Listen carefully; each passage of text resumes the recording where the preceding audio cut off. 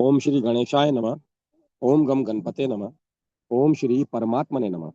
श्री गर्ग संहिता छठा अध्याय प्राण विपाक मुनि के द्वारा श्री रामकृष्ण की ब्रज लीला का वर्णन। दुर्योधन ने पूछा, मुनिराज, भगवान अनंत श्री बलराम जी और अनंत लीलाकारी भगवान श्री कृष्ण ने भूमंडल पर अवतार लेकर विचरण किया। अब संक्षेप में यह बताने की कृपा कीजिए कि ब्रज में, मथुरा में, द्वारका में, यहाँ और अन्यत्र उन्होंने क्या क्या लीलाएं की। प्राण विपाक मुनि ने उत्तर दिया, दुर्योधन, भगवान श्री कृष्ण ने प्रकट होते ही अद्भुत लीला प्रारंभ आरंभ की थी कर दी। उन्होंने पूतना को मोक्ष प्रदान किया, शक्टासुर और तृणावर्त का उद्धार किया, माता को विश्वरूप दिखलाया, दधी की चोरी की, अपने श्री मुख से ब्रह्मांड के दर्शन करवाए, यमला अर्जुन वृक्ष को उखाड़ा और दुर्वासा जी को माया का प्रभाव दिखलाया। श्रीमद गर्गाचार्य जी के द्वारा श्री राधा कृष्ण नाम की सुंदरता और महिमा का वर्णन किया। ब्रह्मा जी ने वृषभानु राजनंदिनी राधिका के साथ भांडेर वन में रास मंडल में श्री कृष्ण का विवाह करवाया। तत्पश्चात श्री कृष्ण बलराम दोनों ने वृंदावन जाकर वत्सासुर और वकासुर आदि दानवों का संहार किया। गोपालों के साथ गाय चुराते हुए वृंदावन आदि वनों में विचरण किया। फिर ताल वन में गधे के समान रेंकने वाला जो धेनुकासुर दैत्य रहता था, उसने अपनी दुलती चलाकर बलराम जी को चोट पहुंचाने की चेष्टा की। तब शक्तिशाली बलदेव जी ने दोनों हाथों से उसे पकड़कर ताड़ के वृक्ष पर दे मारा। वह फिर उठकर सामने आया तो बलराम जी ने उसे पुनः जमीन पर दे पटका। फलतः उसका सिर फूट गया और वह मूर्छित हो गया। तब बलराम जी ने शीघ्र ही उसके एक मुक्का मारा, जिससे उसके प्राण पखेरु उड़ गए। तदंतर श्री कृष्ण ने कालिया नाग का दमन, दावानाग्नि दावानग दावानग्नि पान आदि लीलाएं की। फिर श्री राधिका जी के प्रति प्रेम प्रकाश करके उनके प्रेम की परीक्षा ली। वृंदावन में विहार किया। हाव भाव युक्त दान लीला और मान लीला, शंखचूड़ादि का वध और शिव आसुरी उपाख्यान इत्यादि के प्रवचन की बहुत सी लीलाएं की। तदंतर एक समय गोवर्धन पूजा की गई। इंद्र ने यज्ञ भाग में वंचित होने पर कुपित होकर सान्वर्तक आदि मेघों के द्वारा ब्रजमंडल पर घोर वर्षा आरंभ कर दी। सारे ब्रजवासी भय से व्याकुल हो गए। भगवान श्री कृष्ण ने उनको आतुर देख डरो मत यूं कहकर अभय दान दिया। फिर उन्होंने गिरिराज गोवर्धन को उखाड़कर जैसे बालक शतक कुकुरमुत्ता को उठा लेता है, ठीक वैसे ही गोवर्धन को अपने एक हाथ पर रख लिया। 7 वर्ष की अवस्था वाले श्री कृष्ण पूरे 7 दिनों तक पर्वत को हाथ पर उठाए बिना हिले डुले अविचल खड़े रहे। तब तो संपूर्ण देवताओं के साथ इंद्र भयभीत हो गए और उन्होंने अत्यंत नम्रता के साथ मुकुट झुकाकर भगवान श्री कृष्ण के मंगलमय युगल चरणों में प्रणाम किया, उनकी स्तुति की और अभिषेक किया। तदंतर कामधेनु, सुरभि और देवता आदि मुनियों के साथ वे स्वर्ग को चले गए। गोवर्धन धारण की इस अद्भुत लीला को देखकर सभी गोप अत्यंत विस्मित हो गए। फिर श्री कृष्ण ने खेत में मोती आदि के बीज बोकर मोती उपजाने का चमत्कार में ऐश्वर्य गोपों को दिखलाया। तदंतर भगवान श्री कृष्ण ने श्रुति रूपा, ऋषि रूपा, मैथिली, कौशल देश निवासिनी, अयोध्या वासिनी, यज्ञ सीता, पुलिंद का, रमा वेंकुट वासिनी तथा श्वेत द्वीप निवासिनी, उधर वेंकुट वासिनी, अजीत पद वासिनी, श्री लोकाचल निवासिनी, दिव्या अदिव्या त्रिगुणावृत्ति, भूमि, गोपी, देवश्री, जालंधरी, महेशमती, पुरंदरी, अप्सरा, सूतल वासिनी और नागेंद्र कन्या आदि गोपी यूथों के साथ पृथक पृथक रास मंडल की रचना की।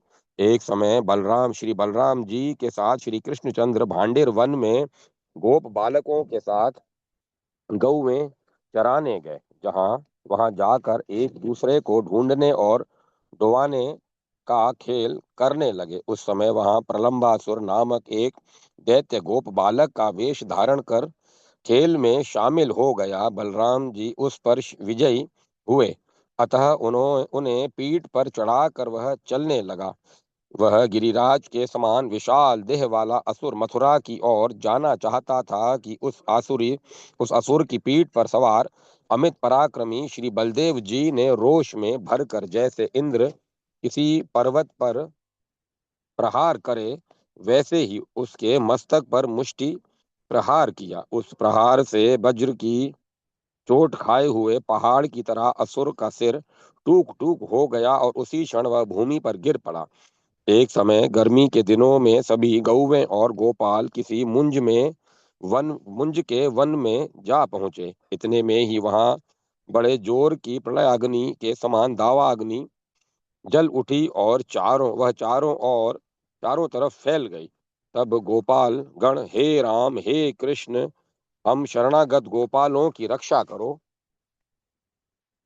करो, यूं पुकार उठे। भगवान ने तुरंत कहा, डरो मत, तुम सब अपनी अपनी आंखें बंद कर लो। यूं कहकर भगवान उसी भीषण दावाग्नि को पी गए। तदंतर गोपाल और गायों के साथ भगवान श्री कृष्ण भांडेर वन में यमुना के तट पर पधारे और अशोक वन में यज्ञ दीक्षित द्विजों की पत्नियों के द्वारा लाया हुआ भोजन ग्रहण किया। उसके बाद एक दिन ब्रज में नंद बाबा का वरुण देवता ने अपहरण कर लिया। तब भगवान ने वरुण का मान भंग करके नंद आदि गोपों को संपूर्ण लोकों के द्वारा नमस्कृत वेंकुट के दर्शन कराए। इसके अनंतर एक दिन अंबिका कानन में सरस्वती नदी के तट पर सुदर्शन नामक सर्प नंद जी को निगलने लगा। तब भगवान श्री कृष्ण ने अखिल लोकपालों के द्वारा वंदनीय अपने चरण कमल का उससे स्पर्श कराया। चरण स्पर्श प्राप्त होते ही वह सर्प शरीर से मुक्त हो गया। एक समय श्री कृष्ण बलराम जी के साथ गोप बालकों के लिए आंख मिचोनी और चोर साहूकार का खेल खेल रहे थे। उसी समय कंस का सखा व्योमासुर चोर के रूप में वहां आया। भगवान श्री कृष्ण ने अपनी प्रचंड दोनों भुजाओं से उसे पकड़कर दसों दिशाओं में घुमाते हुए पृथ्वी पर पटक दिया। उसी प्रकार कंस का भेजा हुआ अरिष्टासुर बैल के रूप में आया। भगवान ने उसके दोनों सींग पकड़कर उसे भी धराशायी कर दिया। तब नारद जी ने जाकर कंस को श्री कृष्ण की ये सारी लीलाएं सुनाई। सुनकर कंस ने केशी को भेजा। भगवान श्री कृष्णचंद्र ने उसके मुंह में अपनी भुजा प्रवेश कराकर उसके मर्म को भेद डाला। श्री कृष्ण के इस प्रकार बलराम जी के साथ ब्रजमंडल में अनेक अद्भुत लीलाओं की रचना की। इस प्रकार श्री गर्ग संहिता में श्री बलभद्र खंड के अंतर्गत श्री प्राण विपाक मुनि और दुर्योधन के संवाद में श्री राम कृष्ण की ब्रज लीला का वर्णन नामक छठा अध्याय पूरा हुआ। जय माता सरस्वती, जय मां सरस्वती। हर हर नर्मदे। सातवां अध्याय श्री राम कृष्ण की मथुरा लीला का वर्णन। प्राण विपाक मुनि बोले, युवराज दुर्योधन, भगवान बलराम जी और श्री कृष्णचंद्र ने मथुरा में जो जो लीलाएं की उनको संक्षेप में वर्णन कर रहा हूँ, सुनो। कुछ समय के पश्चात काल नेमी कुमार कंस ने बलराम और श्री कृष्ण को बुलाने के लिए अक्रूर जी को भेजा। अक्रूर जी व्रज में पधारे। श्री कृष्ण को मथुरा जाने के लिए प्रस्तुत देखकर गोपियां विरह से आतुर हो गईं। भगवान ने उन सब को अलग अलग बुलाकर आश्वासन दिया। फिर बलराम जी सहित स्वयं रथ पर सवार होकर अक्रूर जी के साथ मथुरा की ओर चले। जाते समय रास्ते में यमुना जी पड़ी। उनके जल में भगवान ने अक्रूर को अपने तेज या धाम के दर्शन कराए। तदंतर पूर्वाह्न के समय वे मथुरा में जा पहुंचे और वहां एक उपवन में ठहर गए। उपरांत काल तक मथुरापुरी को सब ओर से देखते रहे। लीला रूप में मनुष्य का वेश धारण किए हुए श्री राम कृष्ण साक्षात पुराण पुरुष हैं। मथुरा नगरी के सभी नर नारियों के मन में उनके दर्शन का आनंद प्राप्त करने की अभिलाषा उत्पन्न हो गई और वे अपना सारा काम धाम छोड़कर, जैसे नदियां समुद्र की ओर दौड़ती हैं, वैसे ही उनकी ओर दौड़ पड़े। कोटि कोटि काम देवों का दर्प चूर्ण करने वाले भगवान राम कृष्ण ने अपना सौंदर्य सबको दिखलाया और उन सब का मन हरण करते हुए वे स्वेच्छा से विचरण करने लगे। तदंतर राजमार्ग में भगवान ने कपड़े रंगने का काम भी करने वाले धोबी से कपड़ों की याचना की, परंतु उसने जब वस्त्र नहीं दिए तब सबके देखते देखते ही हाथों से प्रहार करके उसको उस जीवन से मुक्त कर दिया। तदंतर भगवान को एक दर्जी मिला, उसने वस्त्रों के द्वारा उनको सजाया और भगवान ने उसे अपना सारूप्य प्रदान कर दिया। फिर कुब्जा शैलेंद्री मिली, वह 3 जगह से टेढ़ी थी। चंदन ग्रहण करने के बहाने भगवान ने उसको सीधा कर दिया। वह तीनों लोकों में सुंदरी बन गई। तत्पश्चात वहां के वैश्य व्यापारियों से बातचीत की और कुछ बच्चों को साथ लेकर जहाँ कंस का धनुष रखा था उस स्थान पर वे जा पहुंचे। वह धनुष स्वर्ण से मंडित था और 7 ताड़ वृक्षों के बराबर उसकी लंबाई थी। हजारों पुरुषों के द्वारा भी वह उठाया नहीं जा सकता था। वह धनुष अष्टधातु से बना हुआ था, अत्यंत भारी था और उसका बोझ लाख भार के समान था। कंस ने वह धनुष परशुराम जी से प्राप्त किया था। वह वैष्णव भगवान विष्णु से संबंध रखने वाला धनुष साक्षात भगवान शेष के समान कुंडलाकार था। भगवान श्री कृष्ण ने यज्ञ मंडप में रखे हुए उस धनुष को देखा और बलपूर्वक उठा लिया। फिर सब लोगों के देखते देखते ही लीला पूर्वक उसे चढ़ाया और कान तक तान कर ले गए।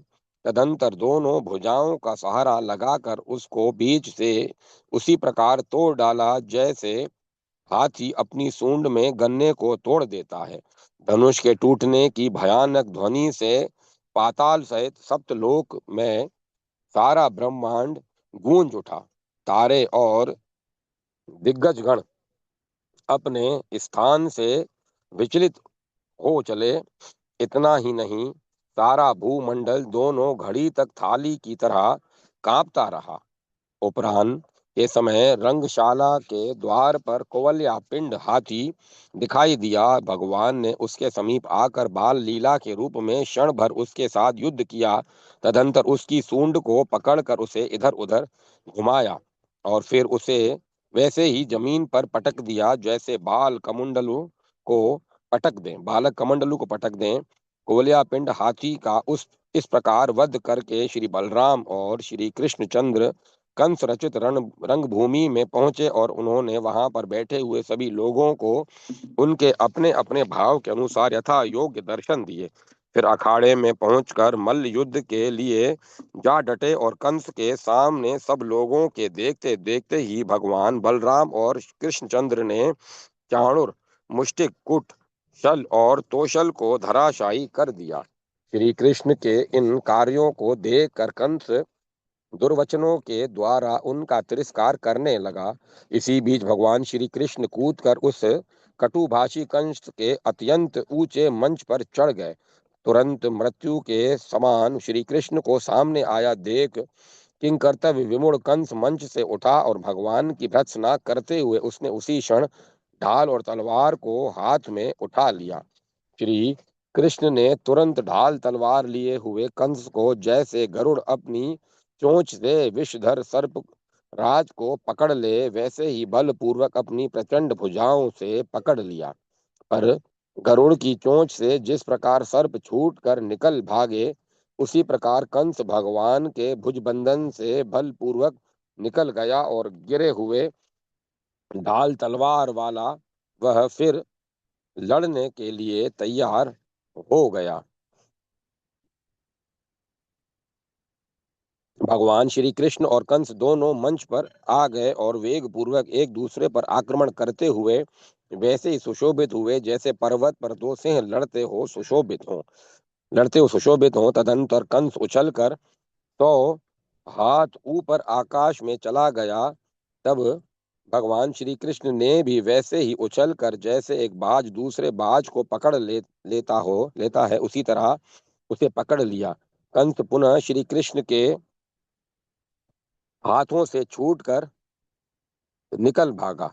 तब त्रिलोक को धारण करने वाले श्री कृष्ण ने फिर अपने प्रचंड भुजदंडों से उस दैत्य श्रेष्ठ को पकड़ लिया और इधर उधर घुमाते हुए महाकाश से उसे मंच पर पटक दिया। जैसे बिजली गिरने से वृक्ष टूट जाता है उसी प्रकार कंस के गिरते ही मंच के खंभे टूट गए। वज्र के समान कठोर शरीर वाला वह कंस नीचे गिर पड़ा। एक बार उसे कुछ व्याकुलता हुई, परंतु वह फिर सहसा उठा और महात्मा श्री कृष्ण के साथ जूझने लगा। भगवान श्री कृष्ण ने अपनी भुजाओं से पकड़कर उसे मंच पर पटक दिया और वे उसकी छाती पर चढ़ बैठे। तब उन्होंने उसके सिर को पकड़कर केश खींचते हुए उसे जैसे पर्वत से कोई चट्टान को गिरा है वैसे ही उसे मंच से नीचे उखाड़े अखाड़े में गिरा दिया। तदंतर सबके आधार स्वरूप अनंत पराक्रमशाली सनातन पुरुष भगवान स्वयं वेग पूर्वक मंच से कूदकर कंस के ऊपर जा पड़े। इस प्रकार दोनों के गिरने से पृथ्वी कुछ नीचे धंस गई और सारा भूमंडल 3 घड़ी तक थाली की तरह कांपता रह गया। कंस के प्राण निकल गए। सबके देखते देखते ही जैसे भूमि पर पड़े हुए भूमि पर पड़े हुए गजराज को सिंह खींच रहा हो वैसे ही वे कंस के शरीर को घसीटने लगे। राजाओं में हाहाकार मच गया। लोग कहने लगे, अहो कैसे आश्चर्य की बात है कि वीर भाव से स्मरण करने वाला कंस भी उन प्रभु के सारूप्य को वैसे ही प्राप्त हो गया जैसे कीड़ा भृंगी के रूप में परिणत हो जाता है। कंस की मृत्यु देखकर उसके छोटे भाई तत्काल ढाल तलवार लेकर वहां आ डटे। उन पर बलभद्र जी की दृष्टि पड़ी और उन्होंने मुदगर उठाकर सब ओर से प्रहार करते हुए सबको धराशायी कर दिया। तब देवताओं की धुंदुबियां बज उठी, सर्वत्र जय जयकार की ध्वनि होने लगी। देवताओं ने पुष्पों की वर्षा की, विद्याधरियां नृत्य करने लगी और विद्याधर गंधर्व तथा किन्नर भगवान का यशोगान करने लगे। तदंतर भगवान श्री कृष्ण ने सबको आश्वासन देकर माता पिता को बंधन मुक्त किया और उग्रसेन को राज्य सौंप दिया। फिर यज्ञोपवित संस्कार संपन्न होने पर सांदीपनि मुनि के समीप जाकर समस्त विद्याओं का अध्ययन किया। दक्षिणा रूप में मरे हुए गुरुपुत्र को लाकर प्रदान किया। शंखासुर का वध किया। फिर वे मथुरा में आकर निवास करने लगे। ब्रज की व्यथा को दूर करने के लिए भगवान ने उद्धव को वहां भेजा। फिर स्वयं वहां जाकर रास मंडल में श्री राधा और गोपियों को अपने दर्शन कराए। रास में ऋभु ऋषि को मुक्ति दी। फिर मथुरा नरेश के सदृश कार्य करते हुए विराजमान हुए। बलराम जी ने भी कोलासुर का वध करके मथुरापुरी में शोभायमान किया। इस प्रकार भगवान श्री कृष्ण और बलराम जी की हजारों हजारों पवित्र और विचित्र लीलाएं मथुरा में संपन्न हुई। इस प्रकार श्री गर्ग संहिता में बलभद्र खंड के अंतर्गत श्री प्राण विपाक मुनि और दुर्योधन के संवाद में श्री रामकृष्ण की मथुरा लीला का वर्णन नामक 7वां अध्याय पूरा हुआ। जय माता सरस्वती। जय मां सरस्वती। हर हर नर्मदे। 8वां अध्याय श्री रामकृष्ण के द्वारका लीला का वर्णन। प्राण विपाक मुनि ने कहा, युवराज दुर्योधन, जब अब भगवान श्री बलराम और श्री कृष्ण की द्वारका लीलाओं को संक्षेप में सुनो। धृतराष्ट्र ने जब कंस का देहासन हो गया तब उसके न रहने पर भी उसके साथ अंतरंग मैत्री का निर्वाह करने के लिए जरासंध आया। भगवान ने उस पर विजय प्राप्त की। तदंतर समुद्र के बीच में द्वारका दुर्ग का निर्माण किया। फिर एक ही रात्रि में अपने सारे बंधु बांधवों को वहां भेजकर उनके रहने की व्यवस्था की। काल यवन के आने पर मुचकुंद द्वारा उसका वध कराया। तदंतर बलराम जी और श्री कृष्ण दोनों प्रवर्षण पर्वत पर गए और वहां से द्वारका को प्रस्थान किया। ब्रह्मलोक में लौटे हुए राजा रेवत ने रत्न आदि आभूषणों से अलंकृत कन्या रेवती को लेकर आगमन किया और प्रतापी बलराम जी के हाथों में उसे सविधि समर्पण कर दिया। फिर राजा रेवत तप करने के लिए बद्री वन को चले गए। उसके बाद श्री कृष्ण ने कुंडिनपुर जाकर शत्रुओं के देखते देखते रुक्मणी जी का हरण किया और जाम्बवती, सत्यभामा, कालिंदी, मित्रविंदा, नागनजीत नागनजीती, भद्रा और लक्ष्मणा का और एवं भौमासुर का वध करके 16,100 राजकन्याओं का पाणी ग्रहण किया। राजन, भीष्मक कुमारी रुक्मणी के गर्भ से भगवान श्री कृष्ण के प्रथम पुत्र प्रद्युम्न हुए। ये कामदेव के अवतार अपने पिता कृष्ण के समान ही सुंदर थे। इनसे अनिरुद्ध का जन्म हुआ जो ब्रह्मा के अवतार हैं। तत्पश्चात एक समय राजा उग्रसेन के यहाँ राजसूय यज्ञ का प्रस्ताव हुआ और दिग्विजय के लिए प्रद्युम्न जी ने बीड़ा उठा लिया। यादवों तथा अपने भाइयों के साथ उन्होंने विजय यात्रा आरंभ की और जम्बू द्वीप के 9 खंडों पर विजय प्राप्त करके कामधूत नद के समीप पहुंचे। वहां वसंत मालती नामक नगरी में स्वामी गंधर्वराज पतंग के साथ उनका युद्ध हुआ। गदा युद्ध आरंभ होने पर बलदेव जी के छोटे भाई गद ने गदा के द्वारा गदाधारी पतंग पर प्रहार किया। पतंग ने भी गदा के द्वारा बड़े वेग से गद के हृदय पर आघात किया। इस प्रकार 2 घड़ी तक दोनों का युद्ध होने के पश्चात पतंग की गदा के प्रहार से क्षण भर के लिए गद को मूर्छा आ गई। उस समय हाहाकार मच गया और इसी बीच करोड़ों सूर्यों के समान तेजस्वी बलभद्र जी वहां प्रकट हो गए। उन्होंने गंधर्वों की सारी सेना को हल की नोक के द्वारा खींच लिया और उसके ऊपर कठोर मूसल का प्रहार करना आरंभ कर दिया। इससे पतंग की सारी सेना, शूरवीर योद्धा, हाथी और रथ सभी चूर चूर हो गए। तब तो रथहीन पतंग भयभीत होकर अपने नगर को चला गया और यादवों से युद्ध करने के लिए फिर से व्यूहाकार सेना सजाने लगा। बलभद्र जी को जब इसका पता लगा तब वे अत्यंत क्रुद्ध होकर गंधर्वों की वसंत मालती नाम की उस विशाल नगरी को, जिसका विस्तार 100 योजन में था, हल के द्वारा उखाड़ लिया और कामधुद नद में डुबा देने के लिए उसे खींचने लगे। नगरी के महलों और घरों का गिरना ढहना आरंभ हो गया। चारों ओर हाहाकार मच उठा। सारी नगरी समुद्र में चक्कर खाती हुई टेढ़ी नाव की तरह घूमने लगी। यह देखकर गंधर्वराज पतंग भयभीत हो गए और अपने गंधर्व भाई बंधुओं के साथ हाथ जोड़कर बलभद्र के समीप उपस्थित हुए। उन्होंने विश्वकर्मा के द्वारा निर्मित 2 लाख विमान, 4 लाख हाथी और 100 अधुर्ब घोड़े और 1,000 अधुर्ब स्वर्ण तथा दिव्य रत्नों का भार बलदेव जी की सेवा में समर्पित किया और प्रदक्षिणा करके उनको प्रणाम किया।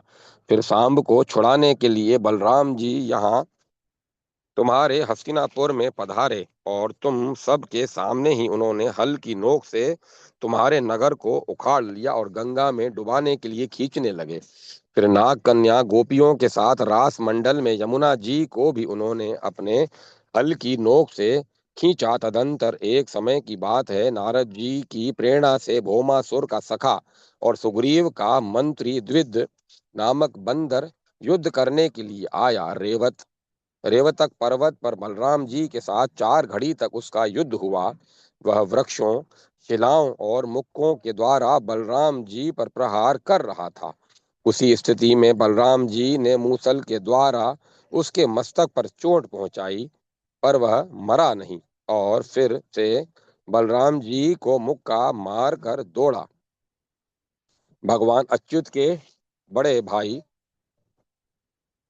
बलराम जी ने अपने दोनों हाथों से उसे पकड़ लिया और रेवतक पर्वत पर दे मारा। फिर उसके हृदय में बड़े जोर से मुष्टि प्रहार किया। तब बंदर नीचे गिर गया। उसके गिरने से आवाज करता हुआ सारा पर्वत कमंडलू की तरह कांपने लगा। फिर दुर्योधन, प्रिय दुर्योधन, तदंतर पांडवों के साथ तुम लोगों के युद्ध का उद्योग सुनकर बलराम जी तीर्थ यात्रा के बहाने नागरिकों और ब्राह्मणों को साथ लेकर द्वारका की प्रदक्षिणा करके पुरी से बाहर निकले। फिर उन्होंने सिद्धाश्रम और प्रभास में स्नान किया। पश्चिम दिशा में स्थित सरस्वती प्रति स्त्रोत्रा, सेंध्यवारण्य, जम्बू मार्ग, कपलावर्त, अदुर्भ, आबू, हेमवंत और सिंधु नद में पृथक पृथक स्नान किया। तदंतर बिंदुसर, त्रित त्रितकूप, सुदर्शन, अत्रि तीर्थ, सोनशनस, आग्नेय, याव्य, वाव्य, सोदास, ग्रह गुह तीर्थ और श्राद्ध देव आदि तीर्थों में स्नान किया। तदंतर उस उत्तर दिशा में जाकर कैलाश, करवीर, महायोग, गणेश, कुबेर, प्राग ज्योतिष, रंगवली, सीताराम आदि क्षेत्र, क्षेत्र देश, वसंत तिलक, दशार्ण, भद्र, कुरुम तीर्थ, पुष्पमाला, चित्रवण, चंद्रकांता, श्रेय, नय श्रेयस, मनु पर्वत, चक्षु, काम शालिनी, कामवन, वेद क्षेत्र, सीता, पृथु तीर्थ, तपोभूमि, लीलावती, वेदनगर, गांधर्व, शर्क, भीमरथी, श्री जानवी, कालिंदी, हरिद्वार, कुरुक्षेत्र, मथुरा और पुष्कर आदि तीर्थों में स्नान किया। फिर वहां से संबल मार्ग और सुकर क्षेत्र सोरों में गए। इस प्रकार अन्य तीर्थों की भी यात्रा करते हुए साक्षात संकर्षण श्री बलराम जी नैमिषारण्य में पहुंचे। बलराम जी को आया देखकर शौनक आदि मुनियों ने खड़े होकर उनको प्रणाम किया और उनकी अर्चा की। वहां वेद व्यास जी के शिष्य रोमहर्षण जी विराजमान थे। वे खड़े नहीं हुए। बलराम जी ने यह देखकर हाथ में जो कुशाल लिए हुए थे उसी की नोक से मुनि को निहत कर दिया। यह देखकर जब सब मुनि हाहाकार करने लगे।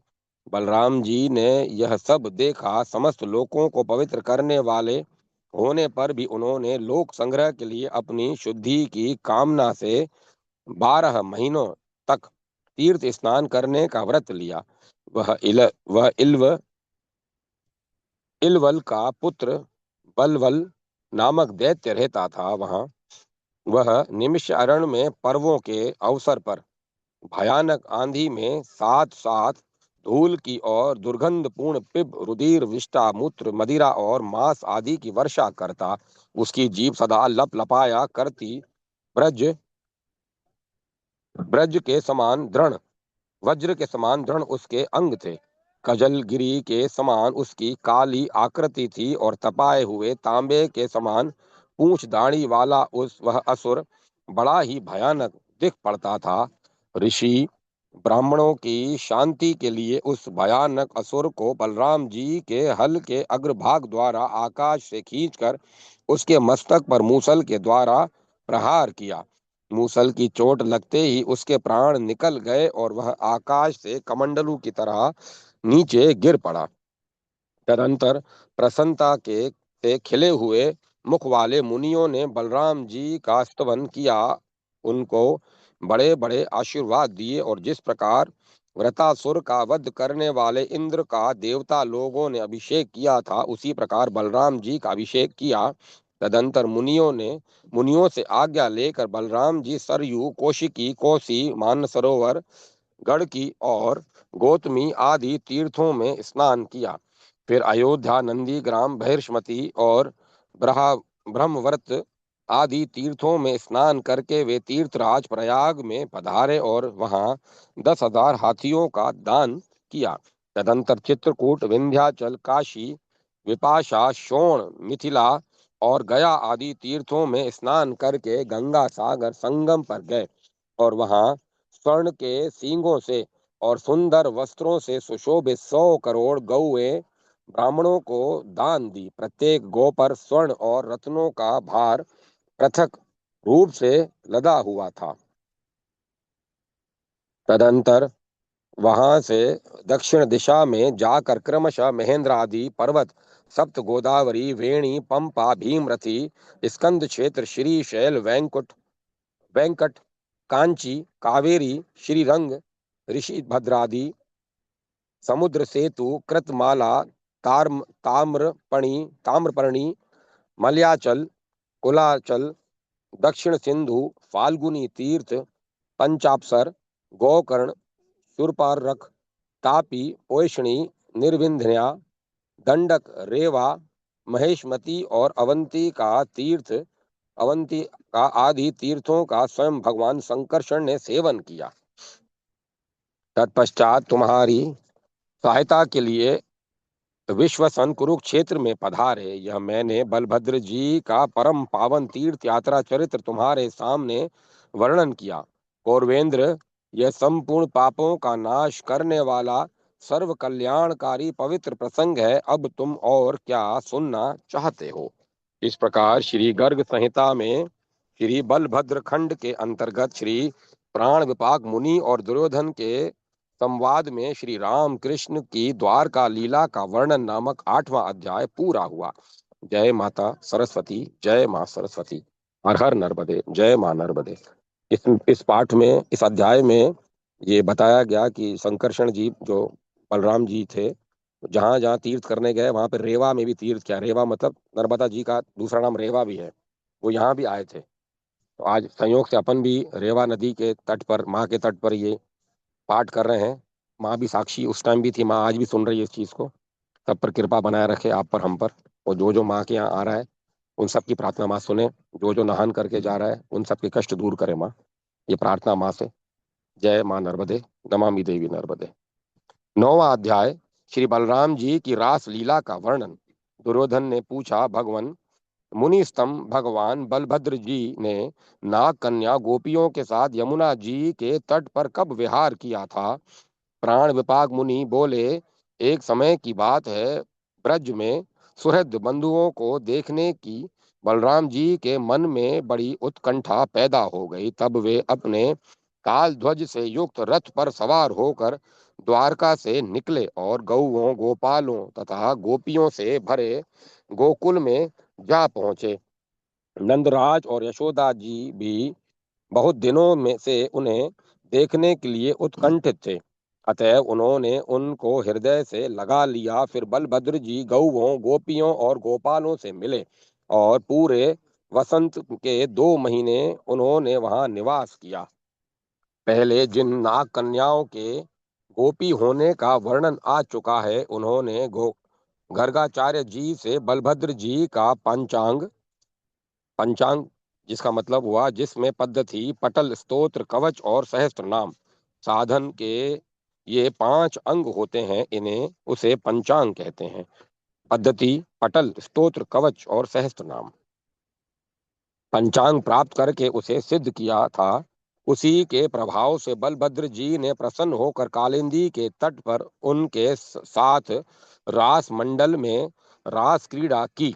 उस दिन चैत्र की पूर्णिमा थी। अरुण वर्ण के पूर्ण चंद्र उदित होकर सारे वन को अपनी रंग बिरंगी किरणों से रंजित कर रहे थे। शीतल पवन कमल के मकरंद और पराग को लिए सर्वत्र गंध मंद गति से प्रवाहित हो रहा था। आनंददायिनी यमुना अपनी चंचल लहरियों से निर्मल कुलीन भूमि को व्याप्त कर रही थी। कुंजों के प्रांगण भूमि विविध निकुंज पंचों से सुशोभित तथा चमचमाते हुए सुंदर पल्लवों से पल्लवों और पुष्पों से पराग से आवृत थी। मोर और कोयल मधुर स्वर में गूंज रहे थे और मधुपान मधुकरों की मधुर ध्वनि से मुखरित ब्रज भूमि अत्यंत शोभा को प्राप्त हो रही थी। बलराम जी के पैरों में नुपुर के मधुर नुपुर की मधुर ध्वनि हो रही थी। चमकती हुई मणियों के कड़े, करधनी, केयूर, हार, किरीट और कुंडलों से वे अलंकृत थे। उनके बदन पर कमल दल की छटा छा रही थी। वे नीलांबर धारण किए हुए थे। उनके विमल कमल दल के समान नेत्र थे। ऐसे श्री बलदेव जी यक्षिणियों के साथ यक्षराज की भांति रास मंडल में गोपियों के द्वारा घिरे हुए विराजित थे। तदंतर वरुण के द्वारा प्रेरित वारुणी देवी वृक्षों के कोटरों से प्रकट होकर बहने लगी। फिर पुष्पार्सव की सुगंध से सारा वन सुगंधमय हो गया। मधु के लोभ से मधुकर पुंज मधुर गुंजार करने लगा। वारुणी पान से मदविहल कमल दल के समान विशाल और अरुण नेत्र वाले बलदेव जी के अंग प्रेमावेश में चंचल हो उठे। तदंतर लीला विहार जन्य श्रम के कारण जल कण की भांति पसीने की बूंदें उनके मुख पर प्रकट हो गईं और उन्होंने कपोलों पर रचित चित्रकारी को धो दिया। तदंतर गजराज की सी चाल वाले और गजेंद्र ऐरावत की सूंड के समान विशाल भुजाओं वाले बलदेव जी गोपियों के साथ वैसे ही क्रीड़ा करने लगे जैसे उन्मत्त मतंग हथनियों के साथ करता है। उनके सिंह स्कंद तुल्य उनके सिंह स्कंद तुल्य कंधे पर हल और हाथ में मूसल सुशोभित था। करोड़ों करोड़ों पूर्ण चंद्रमाओं की प्रभा के समान उनका तेज छिटक रहा था। दीप्यमान रत्नों से मंजिर चंचल नुपुर मधुर शब्द करती हुई स्वर्णमयी किंकिणी, कड़े, ताड़ंक, हार, श्रीकंठ, अंगूठियां और सिर पर दिव्य मणि भूषण सुशोभित थे। काली नागिन को लजाने वाली कृष्ण अलकावली की वेणी से युक्त और कपोलों पर चित्रित मनोहर पत्रावलियों से सुशोभित गोप सुंदरियों के साथ अखिल भुवनपति भगवान बलराम जी वहां विराजित होकर रास विहार करने लगे। फिर यमुना के किनारे वन में विचरण और क्रीड़ा करते हुए बलदेव जी के मुख कमल पर पसीने की बूंदें दिखाई देने लगी। तब उन्होंने स्नान तथा जल क्रीड़ा करने के लिए दूर से ही यमुना जी को पुकारा, परंतु यमुना नहीं आई। फिर तो बलदेव जी ने क्रोध में भरकर हल की नोक से यमुना जी को खींच लिया और वहां कहा, आज मैंने तुमको बुलाया किंतु तुम मेरा अपमान करके नहीं आई। तुम मनमाना बर्ताव करने वाली हो। अच्छा, अभी इस मूसल के द्वारा मैं तुम्हारे 100 टुकड़े कर देता हूँ। यमुना जी को जब बलराम जी ने इस प्रकार डांटा तब वे अत्यंत भयभीत होकर उनके चरण कमलों में गिर पड़ी और बोली, हे लोकाभिराम राम, हे संकर्षण बलभद्र, हे महाबाहो, मैं आपके असीम बल पराक्रम को नहीं जानती थी। आपके एक ही मस्तक पर सारा भूखंड मंडल सरसों के समान दृश्यमान होता है। मैं आपके परम प्रभाव से अनभिज्ञ हूँ और आपकी शरण में आई हूँ। आप भक्त वत्सल हैं, मुझे छोड़ दीजिए। इस प्रकार प्रार्थना करने पर गोपराज बलभद्र जी ने यमुना को छोड़ दिया और हथनियों के साथ गजराज की भांति वे गोपियों के साथ जल क्रीड़ा करने लगे। तदंतर उनके यमुना से बाहर निकलने पर यमुना जी ने आकर उन्हें बहुत से नील वस्त्र और स्वर्ण तथा रत्नों के आभूषण भेंट किए। दुर्योधन बलराम जी ने उन सब वस्त्र आभूषणों को पृथक पृथक गोपियों में बांट दिया और स्वयं नीलांबर तथा नवीन रत्नों से निर्मित स्वर्णमाला को धारण करके ऐरावत की भांति विराजमान हो गए। कौरवेंद्र, इस प्रकार क्रीड़ारत यादव श्रेष्ठ बलराम जी ने वसंत ऋतु की रात्रि को व्यतीत किया। जिस प्रकार हस्तिनापुर को देखने पर भगवान बलराम जी के पराक्रम का दर्शन होता है, उसी प्रकार आज तक यमुना जी टेढ़े मार्ग से प्रवाहित होती हुई उनकी शक्ति को सूचित कर रही है।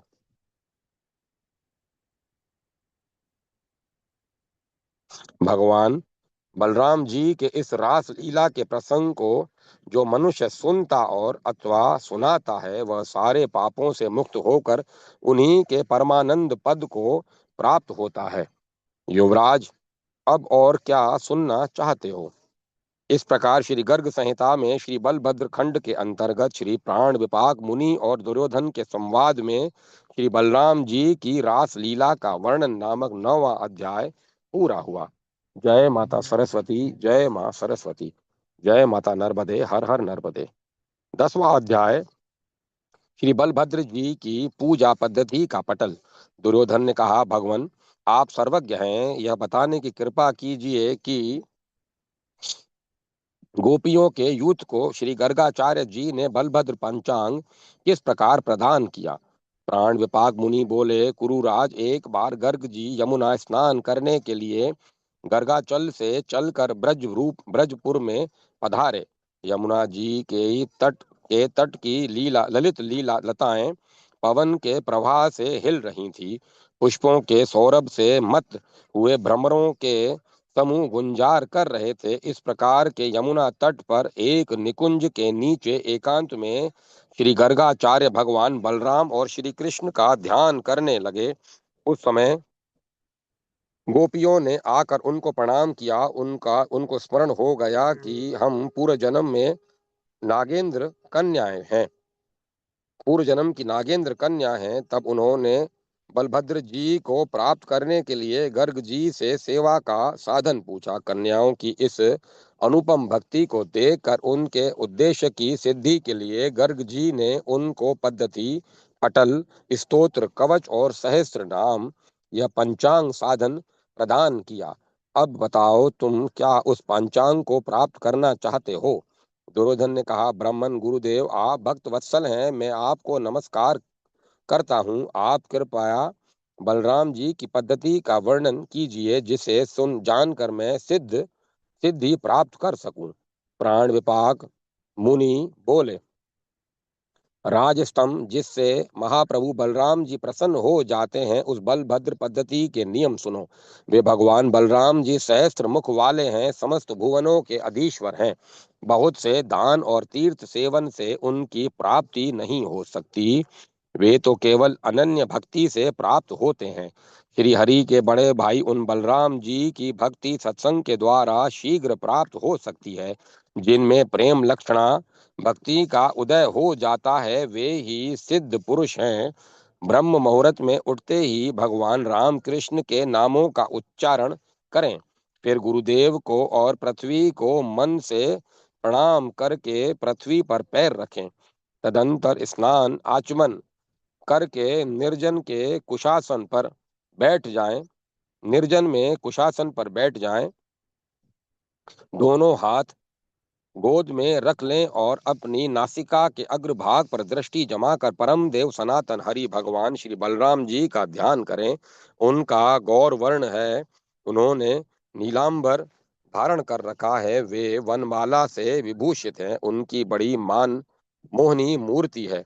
ऐसे हलधर भगवान बलराम जी को प्रसन्न करने के लिए नित्य उनका ध्यान करना चाहिए। साधक को चाहिए कि वह बाहर भीतर से पवित्र हो, मौन धारण करे और क्रोध मौन धारण करें और क्रोध का त्याग करके दोनों कालों में संध्या वंदन करें। मन में कोई कामना, लोभ और मोह न करें। सत्य भाषण करें, जितेंद्रिय होकर एक बार मात्र पायस का भोजन करें, 2 बार जलपान करें, पवित्र रेशमी वस्त्र पहने और जमीन पर शयन करें।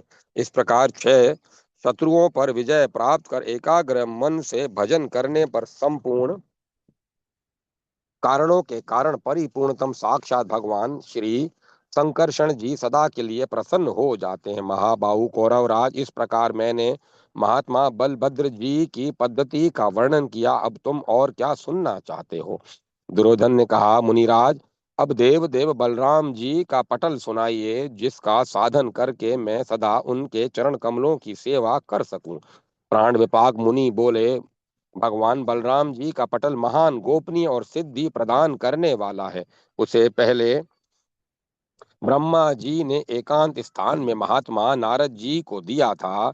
पहले प्रणव ओम लिखकर फिर काम बीज किलिम लिखना चाहिए। तत्पश्चात कालिंदी भेदन और संकर्षण इन दो पदों को चतुर्थ्यंत लिखकर अंत में स्वाहा जोड़ देना चाहिए। यूं कह करने पर ओम क्लीम कालिंदी भेदनाय संकर्षणाय स्वाहा यह मंत्र बन जाता है। यह षोडशाक्षर मंत्र आज ब्रह्मा जी के द्वारा कहा गया है।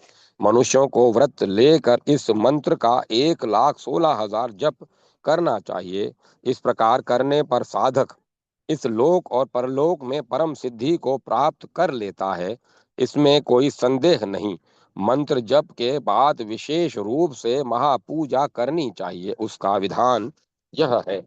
राजन, मनोरम स्थल स्थल पर कर्कणिका स्थित केसरों से उज्जवल 32 दलों वाला एक सुंदर 5 रंग का कमल अंकित करें। उस पर मंगल में स्वर्ण सिंहासन रखे। उसके ऊपर बलराम जी की परम श्रेष्ठ मूर्ति को पधराकर उनकी भली भांति पूजा करें। ओम नमो भगवते परशुतमाय वासुदेवाय संकर्षणाय सहस्रवदनाय महानंताय स्वाहा इस मंत्र से शिखा बंधन करें। तत्पश्चात श्री बलराम जी को सब दिशाओं में प्रणाम करके उनके सम्मुख अत्यंत विनय पूर्वक बैठ जाएं। फिर ओम जय जनानंत बलभद्र कामपाल तलांक कालिंदी भंजन आविराप भी भूर्य मम सम्मुखो भव इस मंत्र को पढ़कर आवाहन करें। तदंतर ओम नमस्तुते सिर पाणे हल मूसलधर रोहिणी नीलांबर राम रेवती रमण नमस्तुते इस मंत्र के द्वारा आसन पाद अर्घ्य स्नानीय यज्ञोपवित वस्त्र भूषण गंध अक्षत पुष्प मधुपर्क धूप दीप नैवेद्य पुष्पांजलि नीराजन आदि उपचार प्रदान करें।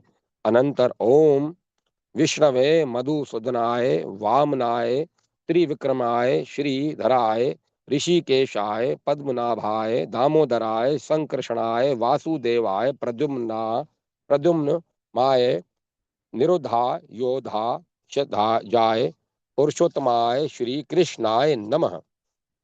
इस मंत्र के द्वारा पाद गुल्फ जानु उरु कटी उदर पार्श्व पीठ भुजा कंधे कर्ण नासिका अदर नेत्र और मस्तक आदि सर्वांग की पृथक पृथक पूजा करें। उसके बाद शंख चक्र गदा पद्म असी धनुष बाण हल मूसल कौस्तुभ वनमाला श्रीवत्स पीतांबर नीलांबर वंशी वेत्र गरुड़ांक और तलांक ध्वज से चिन्हित रथ दारुक सुमति कुमुद कुमुदाक्ष और श्रीधामा इन शब्दों से पहले ओम और अंत में चतुर्थी विभक्ति लगाकर अंत में नमः शब्द जोड़ दें। इससे ओम शंखाय नमः ओम चक्राय नमः ऐसा रूप बन जाएगा। इस प्रकार ऐसा रूप बन जाएगा। इन मंत्रों के द्वारा सबका पूजन करें।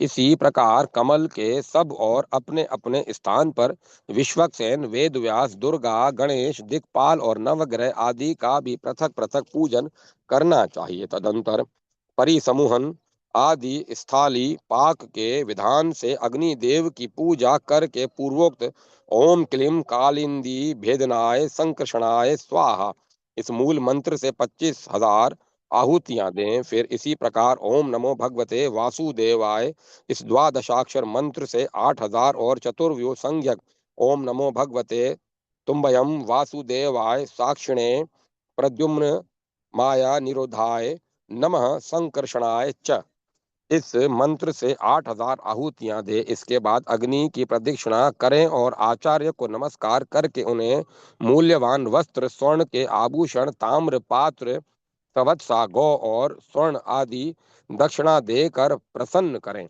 फिर ब्राह्मणों का पूजन सत्कार करके उनको और नगरवासी जनों को भोजन कराएं, तत्पश्चात आचार्य को प्रणाम करें। जो पुरुष इस पटल पद्धति के अनुसार श्री बलराम जी का स्मरण पूजन करता है, वह इस लोक और परलोक में विविध सिद्धियों और समृद्धियों के द्वारा सुसंपन्न होता है। हे राजन, भगवान बलराम जी का यह गोपनीय और सर्व सिद्धि प्रद पटल तुमको सुना दिया, अब और क्या सुनना चाहते हो। इस प्रकार श्री गर्ग संहिता में श्री बलभद्र खंड के अंतर्गत श्री प्राण विपाक मुनि और दुर्योधन के संवाद में श्री बलभद्र जी की पूजा पद्धति और पटल का वर्णन नामक 10वां अध्याय पूरा हुआ। जय माता सरस्वती। जय मां सरस्वती। हर हर नर्मदे। जय माता नर्मदे। 11वां अध्याय श्री बलराम स्तोत्र। दुर्योधन ने कहा, महामुनि प्राण विपाक जी, अब भगवान श्री बलराम जी का वह स्तोत्र जो साक्षात समस्त सिद्धियों को प्रदान करने वाला है, कृपा पूर्वक मुझसे कहिए। प्राण विपाक मुनि बोले, राजन, बलराम जी का स्तोत्र श्री वेद व्यास जी के द्वारा प्रणीत है। यह मनुष्यों को समस्त सिद्धियां और मोक्ष भी प्रदान करने वाला है। इस शुभ सत्वराज को तुम सुनो। देवादिदेव भगवान कामपाल, आपको नमस्कार है। हे बलराम जी, आप साक्षात अनंत और शेष जी हैं। आपको नमस्कार है। आप पृथ्वी को धारण करने वाले परिपूर्ण ब्रह्म स्वयं प्रकाशमान, हाथ में हल लिए हुए 1000 मस्तकों से युक्त संकर्षण हैं। आपको नित्य मेरे नमस्कार है। पुरुष श्रेष्ठ बलराम जी, आप भगवान अच्युत के बड़े भाई हैं, रेवती के स्वामी हैं। हल आपका शस्त्र है और आप प्रलंबासुर का संहार करने वाले हैं। आप मेरी रक्षा करें। भगवान बलराम, बलभद्र और ताल ध्वज को मेरे बार बार नमस्कार हैं। आप गौर वर्ण हैं, नीलांबर धारण किए हुए हैं, रोहिणी के कुमार हैं। आपको नमस्कार हैं। आप धेनुकासुर, मुष्टिकासुर, कुट, बलवल, रुक्मी, कुंभकर्ण और कुंभांड के शत्रु और उनके संहारक हैं। आप कालिंदी का भेदन करने वाले, हस्तिनापुर का आकर्षण करने वाले, द्विद्र वानर का वध करने वाले, यादवों के राजा और ब्रजमंडल को सुशोभित करने वाले हैं। आपने कंस के भाइयों का वध किया है। आप सबके स्वामी और तीर्थों में भ्रमण करने वाले हैं। आप दुर्योधन के साक्षात गुरु हैं। प्रभो, मेरी रक्षा कीजिए, रक्षा कीजिए। हे अच्युत, आपकी जय हो, जय हो। हे परात्पर देव, आप स्वयं अनंत एवं दिशा विदिशा में कीर्तित हैं। आप देवता, मुनि और सर्पों के स्वामियों में श्रेष्ठ हैं। हल तथा मूसल को धारण करने वाले भगवान बलराम जी को मेरा नमस्कार है। जो मनुष्य इस सतवराज का निरंतर पाठ करता है, वह श्री हरि के परम पद को प्राप्त होता है। जगत में वह शत्रु का शमन करने वाले संपूर्ण बलों से संपन्न हो जाता है और उसे धन तथा स्वजन प्रचुर रूप से प्राप्त रहते हैं। इस प्रकार श्री गर्ग संहिता में श्री बलभद्र खंड के अंतर्गत श्री प्राण विपाक मुनि और दुर्योधन के संवाद में श्री बलभद्र स्तवराज वर्णन नामक 11वां अध्याय पूरा हुआ। जय माता सरस्वती। जय मां सरस्वती। जय माता नर्मदे। जय मां नर्मदे। 12वां अध्याय श्री बलराम कवच। दुर्योधन जी ने कहा, महामुने धीमान, गर्गाचार्य ने गोपियों को जो सब तरह से रक्षा करने वाला दिव्य कवच दिया था, आप उसे मुझको प्रदान कीजिए। प्राण विपाक मुनि बोले, मनुष्य जल में स्नान करके रेशमी वस्त्र धारण करे, कुशासन पर बैठे और हाथ में कुश की पवित्री पहनकर मंत्र से शोधन करे।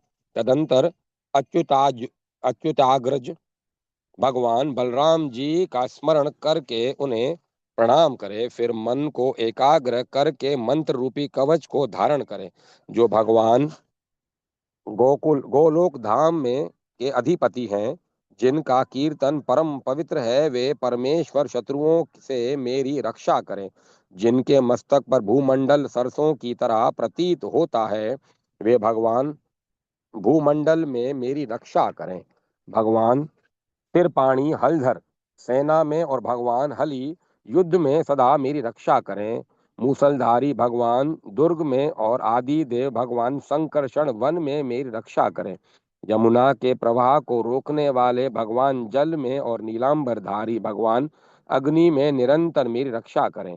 भगवान राम वायु आंधी में मेरी रक्षा करें। शून्य आकाश में भगवान बलदेव और महान समुद्र में अनंत वपु भगवान मेरी सदा रक्षा करें। पर्वतों पर भगवान वासुदेव मेरी रक्षा करें।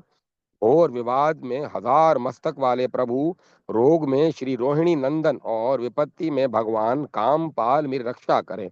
धेनुका सुर के शत्रु भगवान काम कामना से मेरी सदा रक्षा करे। द्विध पर प्रहार करने वाले भगवान क्रोध से, बलवल के शत्रु भगवान लोभ से और जरासंध के शत्रु भगवान मोह से सदा मेरी रक्षा करें। भगवान विष्णु धैर्य भगवान वृष्णि धैर्य प्रातः काल के समय भगवान मथुरापुरी नरेश पूर्वान में प्रहर दिन चढ़े। गोप सखा मध्यान्ह में और स्वराट भगवान प्राहण प्राहण दिन के पिछले प्रहर में सदा मेरी रक्षा करें। भगवान फणिधर साय काल में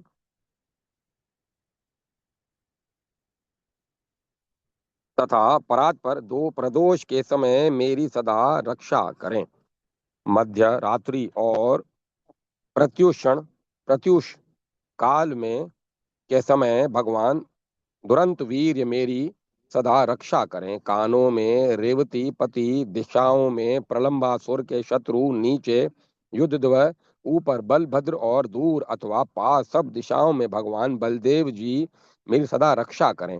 भीतर से पुरुषोत्तम और बाहर से महाबल नागेंद्र लील मेरी सदा रक्षा करें। और पूर्ण परमेश्वर महान हरि स्वयं सदा सर्वदा मेरे हृदय में निवास करे करते हुए उत्कृष्ट रूप से सदा मेरी रक्षा करें। श्री बलभद्र जी के इस उत्तम कवच को देव तथा असुरों के भय का नाश करने वाला पाप रूप ईंधन को जलाने के लिए साक्षात अग्नि रूप और विघ्नों के घट का विनाश करने वाला सिद्धासन रूप मुझे समझें।